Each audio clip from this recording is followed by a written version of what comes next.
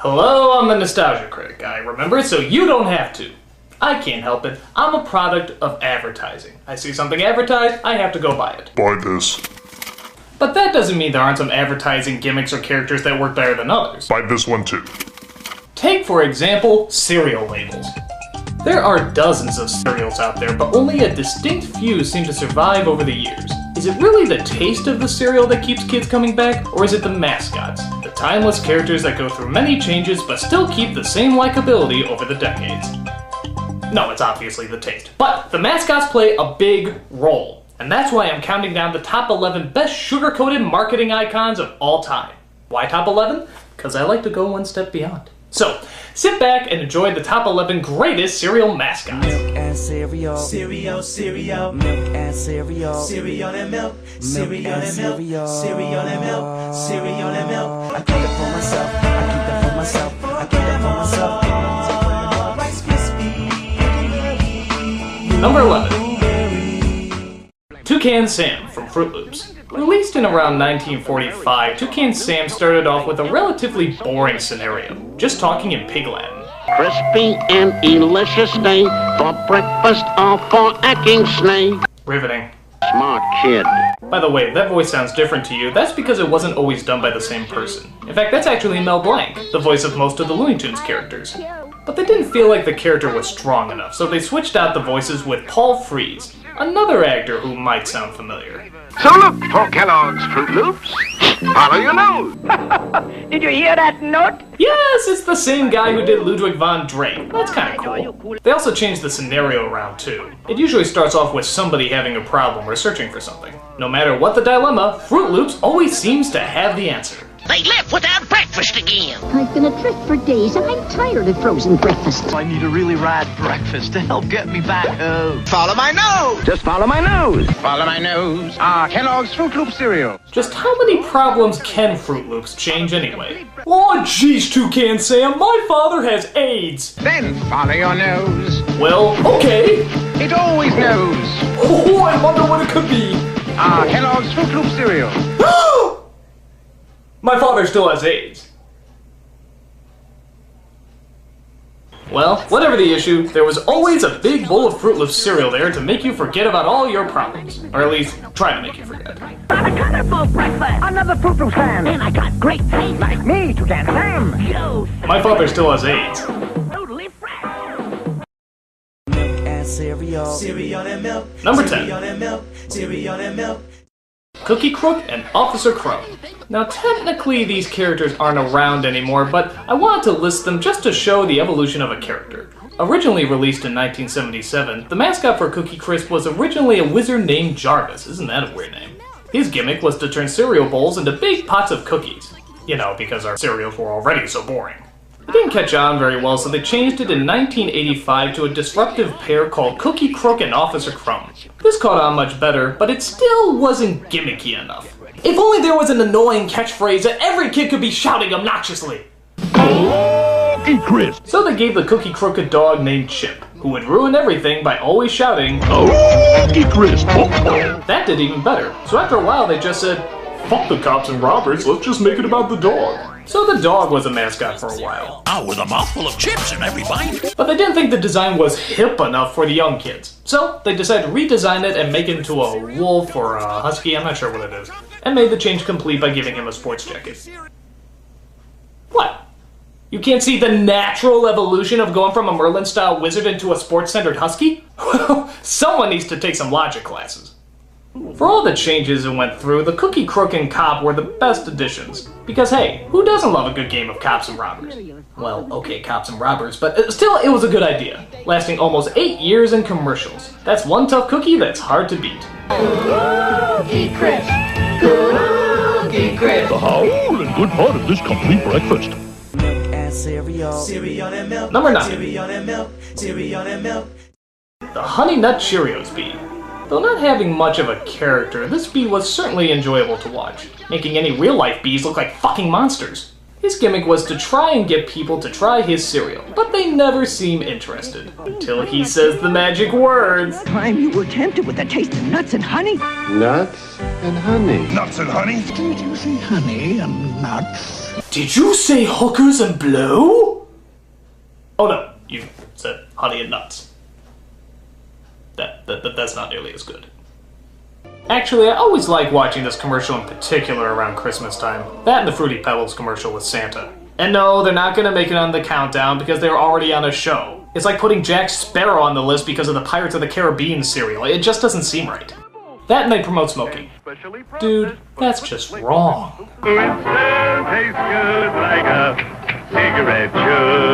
It's funny that we all just call him B because he actually was given a name. In 2000, they held a contest for who would name the Honey Nut Cheerios Bee, and a 5th grader won the prize by naming him, are you ready for this, Buzz B. Really? That's the most imaginative name you could pick from the list? Well, while you're at, why don't you just call these characters Squeak Mouse, Fly Bird, or Shit Spewer? The possibilities are just endless! Well, to me, he's the Honey Nut Cheerios Bee. Sure, it's a long name, but a mascot by any other name would still be as marketable. Or should I say, be marketable? No, that'd be silly. I'd be stretching out the middle of a word for no reason. Milk and cereal. Cereal and milk. Number 8. Cereal and milk. Cereal and milk. Wendell from Cinnamon Toast Crunch. Getting its start in 1987, Cinnamon Toast Crunch didn't just have Wendell, but actually 2 other chefs. What were their names? Nobody knows. In fact, Wendell is the only one who ever had a name and identity out of these 3. Isn't that a little strange? They were a trio for a while until this one commercial had Wendell suck himself into a television because he was distracted by the Cinnamon Toast Crunch that was on the TV. Wendell's got cinnamon to crunchy crazy! Which is odd because he makes the stuff and he's surrounded by it. Isn't that kind of like watching porn when you own a bordello?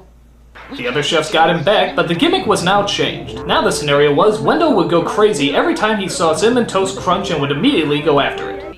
And where did the other 2 chefs go? Nobody knows.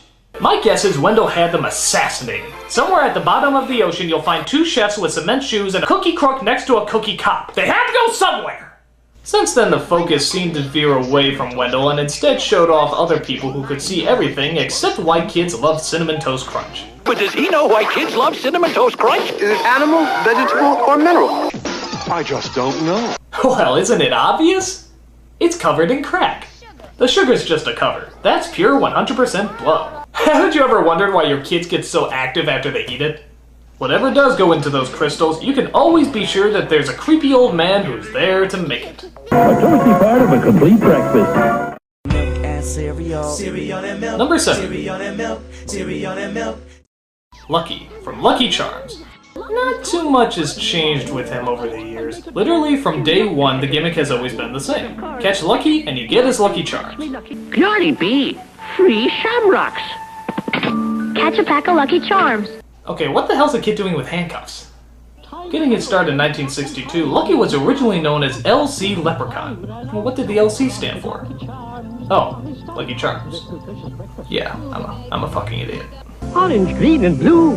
Marshmallows at every spoonful. A magical taste for you. Nothing too much to say about him, just that kids love chasing after things, so the idea of trying to catch something to get reward is always foolproof. The chase never stops. But wouldn't you be pissed off if you caught a leprechaun and instead of gold you got a friggin' bowl of cereal? Woohoo!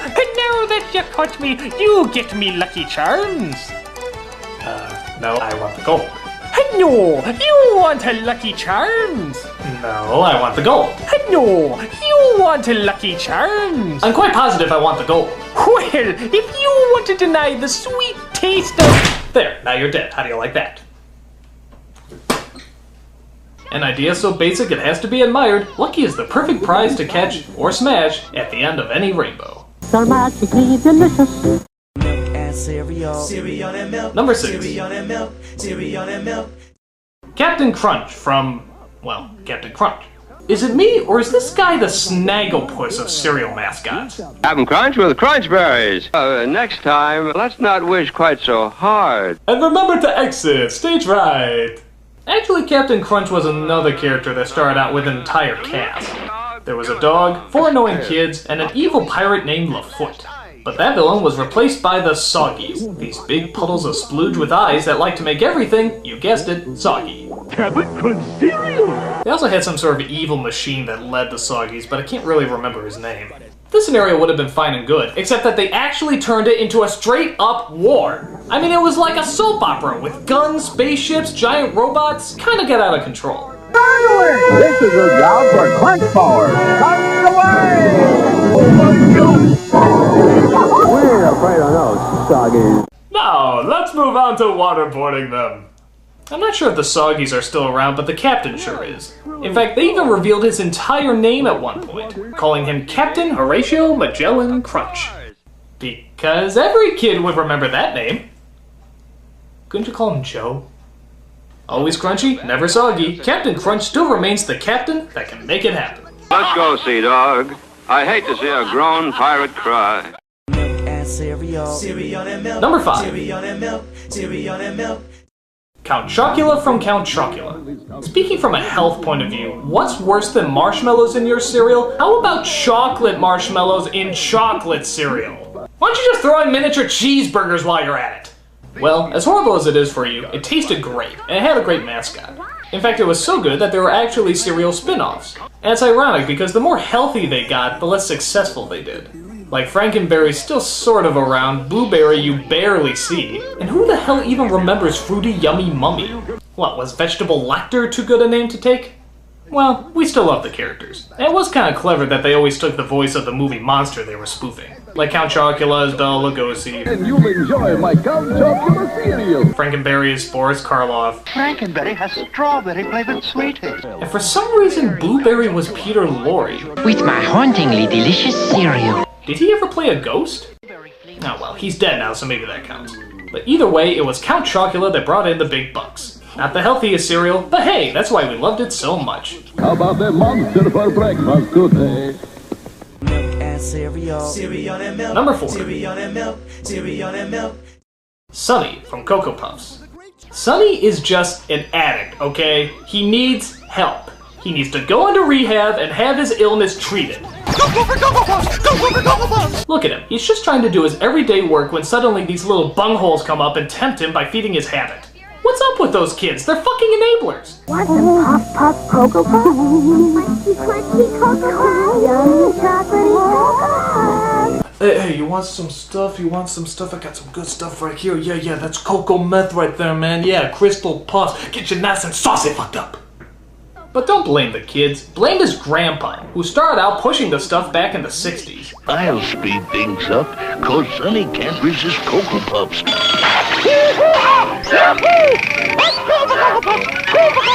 He would do this in every commercial. What a dick!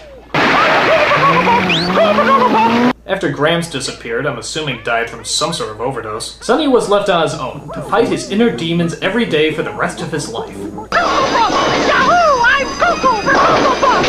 Poor soul. We may never know what he's like as a sober bird. By the way, do you know who originally did the voice for Sonny? You would never guess in a million years. Get Gramps or me! Free in Cocoa Puffs! Thundercats! Ho! That's right, it's the guy who did Lion-O from Thundercats. What the hell happens to a guy who goes from a butch, manly superhero to a crazy, addicted bird? I'll tell you what happens. Puffs happens! Everyone thinks Lindsay Lohan got addicted to drugs? Not a chance. It was Puffs! Tennessee Williams addicted to alcohol? Not even close. It was Puffs! Puffs! Puffs! Puffs! Remember, kids, life may be rough, but don't do the puffs. It isn't glamorous or cool or kid stuff.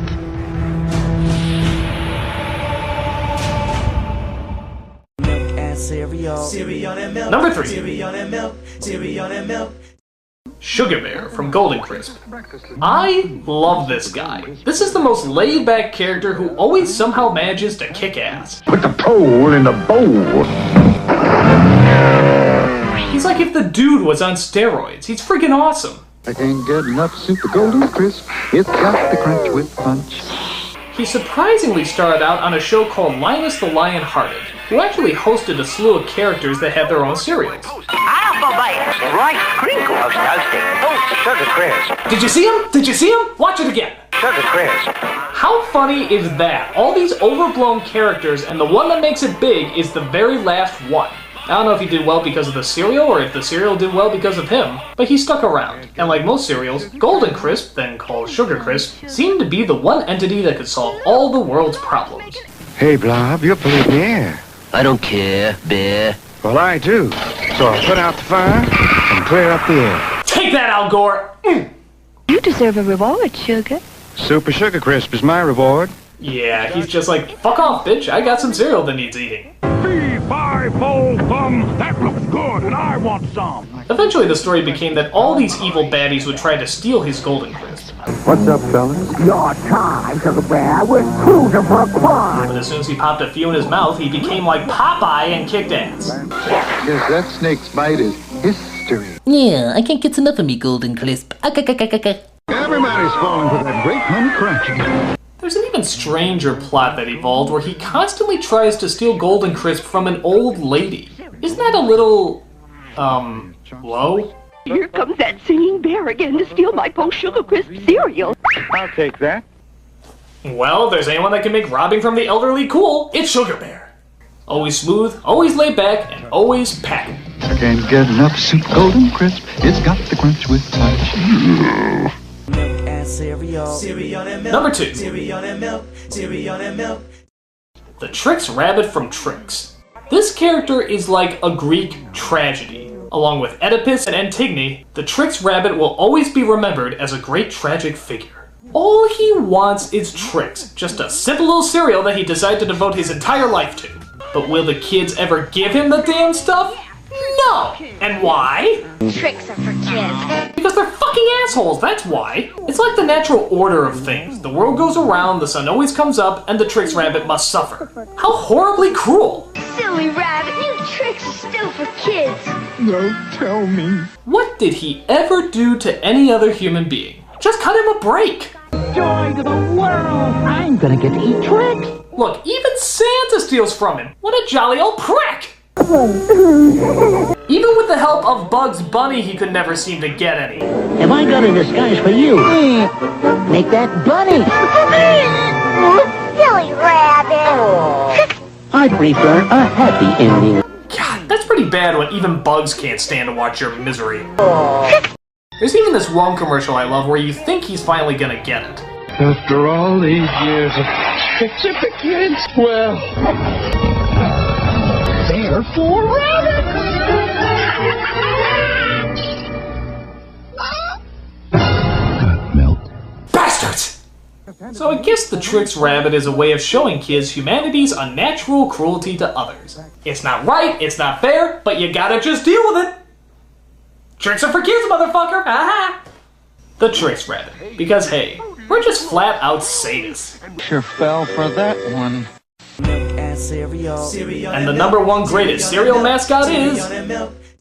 Tony the Tiger from Frosted Flakes.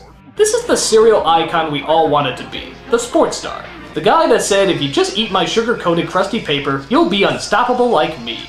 Good, they're great. How can you not like this guy? He's strong, he's athletic, and has a clean personality, unlike some of the other addicts on this countdown. Every ad seemed the same. You got some kid who was being made fun of before the big game. Hey kid, good shot yesterday. Come on, see if you're any good. You two up for a little game? You want to take a horsey ride? Hey, Wimp, I heard that you cried when your mother got slaughtered by your drunken father. But then Tony's Frosted Flakes seems to give the kid the extra energy that he or she needs. Bring out the tiger. Know what to do. Who let the tiger out on the ice? Frosted Flakes, the middle finger of breakfast. Actually, Tony started out in 1958 and even had a son named Tony Jr. Sugar Frosted Flakes by Kellogg's out of Battle Creek.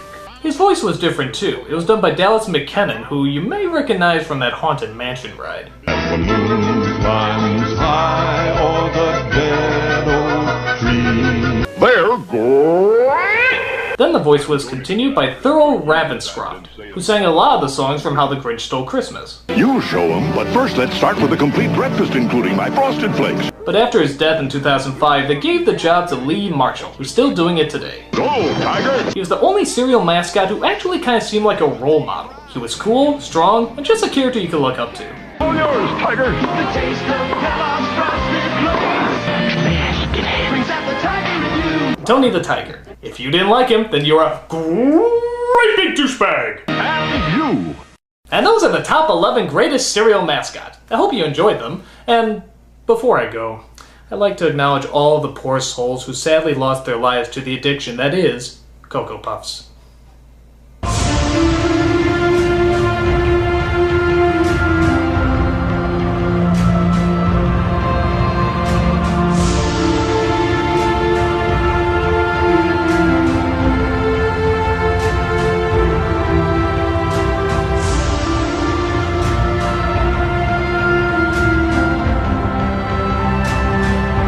I'm the Nostalgia Critic. I remember it so you don't have to.